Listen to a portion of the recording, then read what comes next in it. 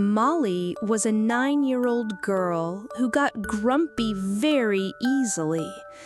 If her little brother made loud noises, or if Mom served food she didn't like, she would stomp off to her room with a loud sigh. One day, after school, she found a box tied with a pink ribbon on her bed. A note was attached in shaky handwriting. To Molly, my precious girl, may this gift lead you to the most important thing in life, love, from your great-grandma. Molly opened the box and found an old, dusty carpet. It smelled faintly of lavender and thyme. "What is this? A giant doormat?" she mumbled, wrinkling her nose.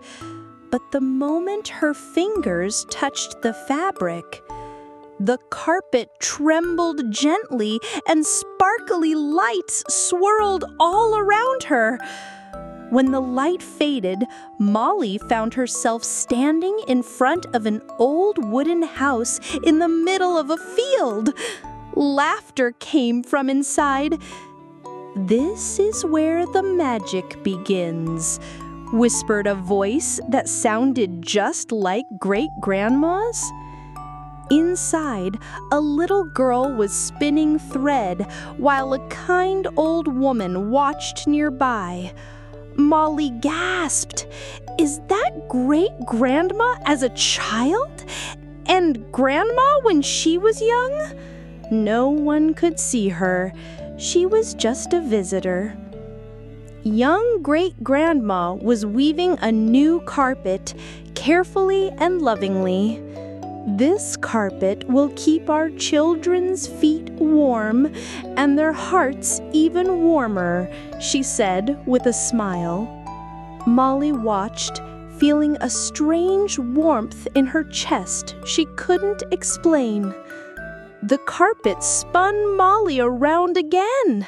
This time, she landed beside a dirt road where a young boy wobbled on a bicycle. "Ouch!" he cried, falling into the grass. "Dad!" Molly blinked. The boy looked just like her father in old photos. A gentle man walked over. It was Grandpa. "It's okay to fall," he said, offering a hand. "But remember, you've got to learn how to get back up." The boy nodded, his scraped knees forgotten as he smiled through tears. Molly suddenly understood why Dad always told her to be brave and never give up. This time, Molly arrived in a small, cozy kitchen.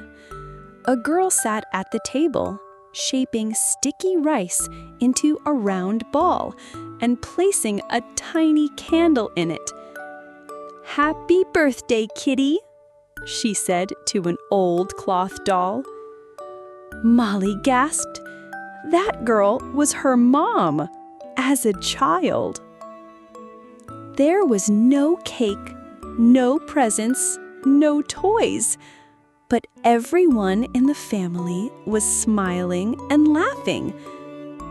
The best gifts aren't expensive things, they're made with love. She handed a handmade flower out of grass to her grandma. Molly stayed quiet, her eyes growing warm with tears. Molly found herself back in her own house, but this time she looked at everything differently. Mom was folding laundry. Dad was mending Molly's torn backpack. Her little brother was coloring a picture of their family using a half-broken crayon.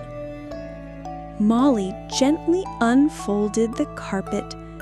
In the corner, stitched in faded thread, were the words, "May the love of this family always stay with you, Great-Grandma." Molly smiled through tears, then ran to hug Mom and her brother. "Thank you for everything," she said softly. Mom blinked in surprise. "What brought this on, sweetie?" "Nothing. I just wanted you to know I love you all so much." From that day on, something changed in Molly. She didn't get mad as easily anymore.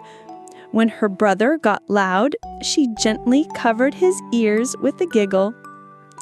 When Dad fixed something, she sat beside him and handed him tools.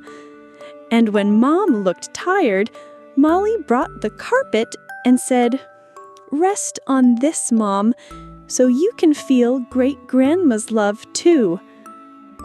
The old carpet might look worn to some, but to Molly, it was a priceless treasure, a gift full of laughter, tears, and love.